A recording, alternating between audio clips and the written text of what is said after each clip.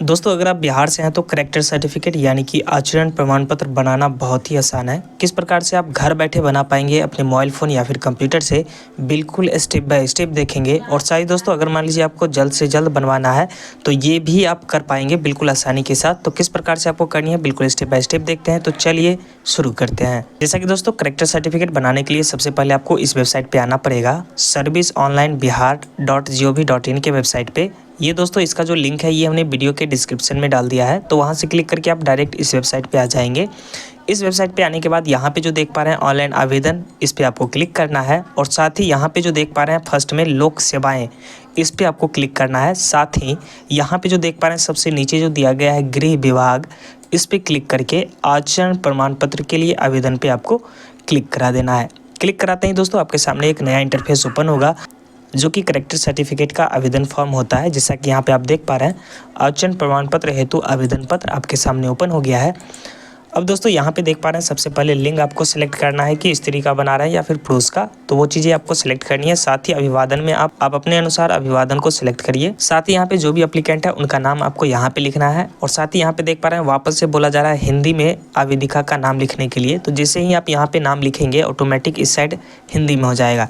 जैसे कि मान लीजिए किन्हीं का नाम सुमन कुमार है, तो यहाँ पे जैसे ही आप लिखेंगे सुमन और स्पेस जैसे ही लगाएंगे तो इस साइड जैसा कि आप देख पा रहे हैं सुमन ऑटोमेटिक हो गया है। और साथ ही यहाँ पे जैसे कि कुमार हम लिखते हैं और स्पेस लगाते हैं तो जैसा कि यहाँ पे देख पा रहे हैं इस साइड ऑटोमेटिक हिंदी में हो गया है। तो यहाँ पे ज़्यादा आपको टेंशन नहीं लेना है, बस यहाँ पे आपको वो चीज़ें टाइप करके और स्पेस लगाएंगे ऑटोमेटिक इस साइड जो है ऑटोमेटिक जो है हिंदी में लेता नज़र आएगा। स्क्रॉल डाउन करते हैं। यहाँ पे दोस्तों देख पा रहे हैं 2 नंबर पे पूछा जा रहा है कि नेम ऑफ फादर, यानी कि जो भी एप्लीकेंट है इनके पिता का जो भी नाम है वो नाम यहाँ पे आपको इंग्लिश में लिखना है। और स्पेस जैसे ही लगाएंगे यहाँ पे हिंदी में ऑटोमेटिक हो जाएगा। साथ ही यहाँ पे नेम ऑफ मदर यानी कि माता का नाम यहाँ पे आपको लिखना है जो भी एप्लीकेंट है उनके, और साथ ही यहाँ पे ऑटोमेटिक हिंदी में हो जाएगा। साथ ही इसके बाद देख पा रहे हैं नेम ऑफ हस्बैंड यानी कि पति का नाम पूछा जा रहा है। तो दोस्तों अगर मान लीजिए आप किसी स्त्री का बना रहे हैं, अगर आप किसी स्त्री का करेक्टर सर्टिफिकेट बना रहे हैं, अगर वो शादीशुदा हैं तो आपको नॉर्मली यहाँ पे उनके पति का नाम लिखना है। अन्यथा मान लीजिए स्त्री में अगर कोई कुमारी लड़की का अगर आप बना रहे हैं तो यहाँ पे डालना ज़रूरी नहीं है, इसे आप खाली छोड़ सकते हैं, रिजेक्ट बिल्कुल नहीं होगा। इसके बाद दोस्तों यहाँ पे देख पा रहे हैं आवेदक का मोबाइल संख्या पूछा जा रहा है। तो जो भी एप्लीकेंट है वो अपना मोबाइल नंबर यहाँ पे डालिए। यहाँ पे मोबाइल नंबर ज़रूर आप डालिए और परफेक्ट सा यहाँ पे मोबाइल नंबर डालिए, ताकि अप्लाई करने से लेकर के डाउनलोड होने तक का जो नोटिफिकेशन है आपको मोबाइल पे मिलता रहेगा। साथ ही ईमेल आईडी यहाँ पे आपको लिखना है, जो भी एप्लीकेंट है वो अपना ईमेल आईडी यहाँ पे लिखेंगे। ईमेल आईडी डाल देने से ये बेनिफिट होता है कि जैसे ही सर्टिफिकेट बन जाएगा करेक्टर सर्टिफिकेट, ऑटोमेटिक आपके मेल पे जो है भेज दिया जाता है PDF के रूप में। इसके बाद स्क्रॉल डाउन करते हैं। यहाँ पे राज्य बिहार ऑलरेडी सेलेक्ट रहेगा। जो भी ज़िले से आप बिलोंग करते हैं उस ज़िले को यहाँ पे आपको सेलेक्ट करनी है। साथ ही उस ज़िले के अंदर कौन से अनुमंडल से आप हैं उस अनुमंडल को सेलेक्ट करिए। साथ ही किस प्रखंड से हैं उस प्रखंड को आपको सेलेक्ट करनी है। साथ ही आप अपने गाँव का नाम यहाँ पर लिखिए। साथ ही ऑटोमेटिक यहाँ पर वो हिंदी में हो जाएगा जो भी यहाँ पर आप नाम लिखेंगे। साथ ही पोस्ट ऑफिस की बात करें तो जो भी आपका पोस्ट ऑफिस है वो पोस्ट ऑफिस यहाँ पे आपको लिखना है, ऑटोमेटिक इस साइड हिंदी में हो जाएगा। यहाँ पे वार्ड संख्या डालना है। अगर आप ग्राम पंचायत से बिलोंग करते हैं तो आपको वार्ड नंबर मालूम होगा, वो वार्ड नंबर यहाँ पे आपको डालनी है। साथ ही आप अपने एरिया का पिन कोड यहाँ पे लिखिए। जो भी आपके आधार कार्ड में पिन कोड है वही पिन कोड आपको यहाँ पे डालनी है।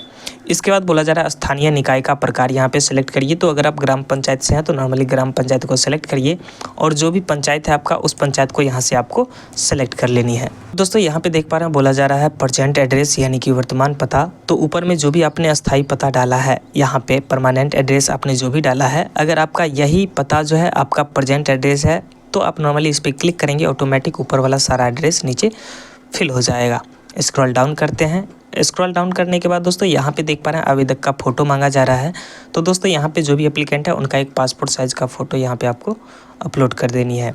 साथ ही यहाँ पे पेशा यानी कि प्रोफेशन की बात करें तो यहाँ पे क्लिक करके क्या वो छात्र हैं या सरकारी सेवा में है, निजी सेवा या फिर व्यापार, किसान, गृहिणी, अन्य, तो जो चीज़ें हैं यहाँ से आप नॉर्मली सिलेक्ट कर लेंगे।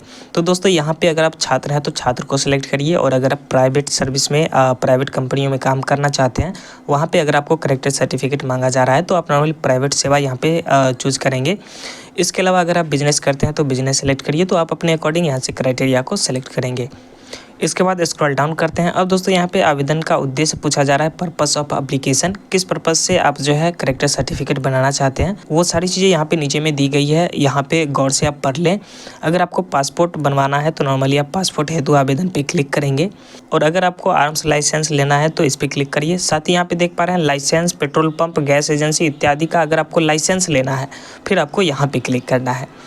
इसके अलावा अगर मान लीजिए विभिन्न सरकारी विभागों, निगमों, निकायों में संविदा ठेका पर काम, कॉन्ट्रैक्ट बेसिस जिसको बोलते हैं, अगर आप ठेका पे काम लेना चाहते हैं तो नॉर्मली आप इसको सेलेक्ट करेंगे। साथ ही बैंक अथवा सरकारी संस्थाओं से ऋण लेते समय, यानी कि अगर आप लोन ले रहे हैं तो उस समय आपको इसको सेलेक्ट करनी है। साथ ही सरकारी सेवा में अस्थायी अनुबंध के आधार पर नौकरी, अगर आप गवर्नमेंट सर्विस में अगर आप जॉब लेना चाहते हैं तो नॉर्मली आपको इसको सेलेक्ट करनी है।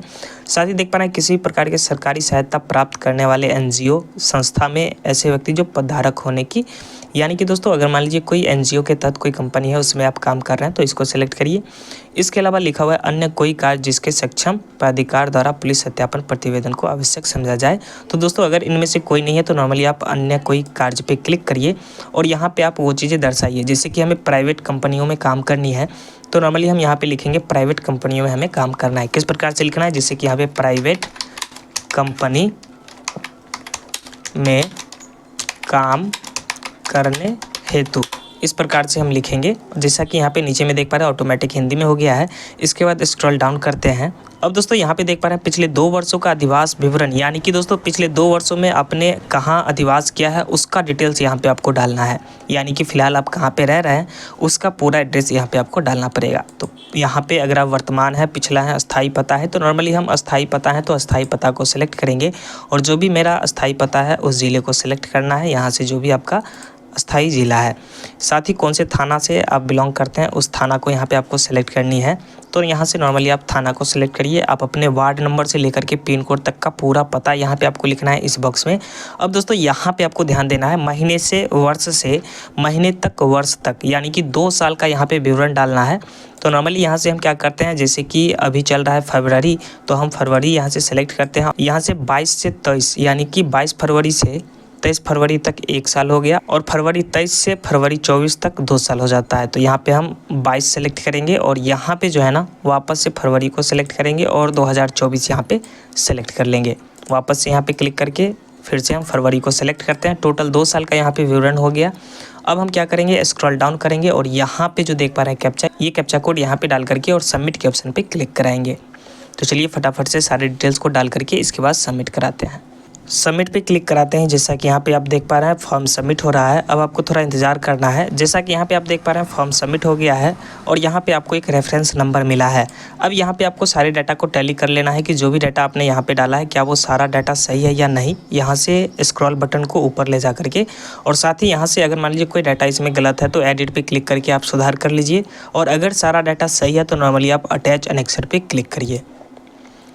अटैच एनेक्सर पे क्लिक करते हैं वापस से आपके सामने एक नया इंटरफेस ओपन होगा, जैसा कि एनक्लोजर का यहाँ पे आप देख पा रहे हैं। यहाँ पे बोला जा रहा है दस्तावेज अपलोड करिए, तो सेलेक्ट पे क्लिक करके आप आधार कार्ड नॉर्मली यहाँ पे अपलोड कर सकते हैं। अगर आपके पास आधार कार्ड नहीं है तो इसमें से जो भी डॉक्यूमेंट आपको मांगे जा रहे हैं वो कोई एक डॉक्यूमेंट यहाँ पे आप सेलेक्ट करेंगे और चूज फाइल पे क्लिक करके आपको नॉर्मली अपलोड करना है। जैसे ही सेव एनेक्सर पे क्लिक करेंगे आपका आवेदन फाइनल सबमिट हो जाएगा, और सबमिट होते ही आपके सामने रिसिप्ट जनरेट होगा। वो रिसिप्ट ले करके आपको जो है ना आपके जो भी थाने हैं, यानी कि जो भी थाना आपने सेलेक्ट किया है उस थाना पे जाकर के आपको विजिट करना पड़ेगा। ऐसा अगर आप सोच रहे हैं कि अप्लाई करके छोड़ दिए और हमारा बन के आ जाएगा करेक्टर सर्टिफिकेट, तो ऐसा बिल्कुल नहीं है। आपको जाकर के फिजिकल वेरिफिकेशन कराना होता है। थाना पे जाने का जो प्रक्रिया है, आपको क्या करना है, अप्लाई करने के कल हो करके या 2 दिन बाद जा करके आप जो है फिजिकल वेरिफिकेशन करा सकते हैं। साथ में आपको आधार कार्ड और जो यहाँ पे रिसिप्ट आपको जनरेट हुआ है वो रिसिप्ट, एक पासपोर्ट साइज़ फ़ोटो लेकर के आपको थाना पे जाना है और वहाँ से आपको वेरिफिकेशन करा लेना है। अब दोस्तों यहाँ पे अगर मान लीजिए जल्द से जल्द आपको बनानी है करेक्टर सर्टिफिकेट, फिर भी आपको यही प्रक्रिया अपनाना है, अप्लाई करके और कल हो करके आपको चले जाना है, और लगभग 2 से 3 दिन में आपका जो है करेक्टर सर्टिफिकेट बाय मेल भेज दिया जाता है।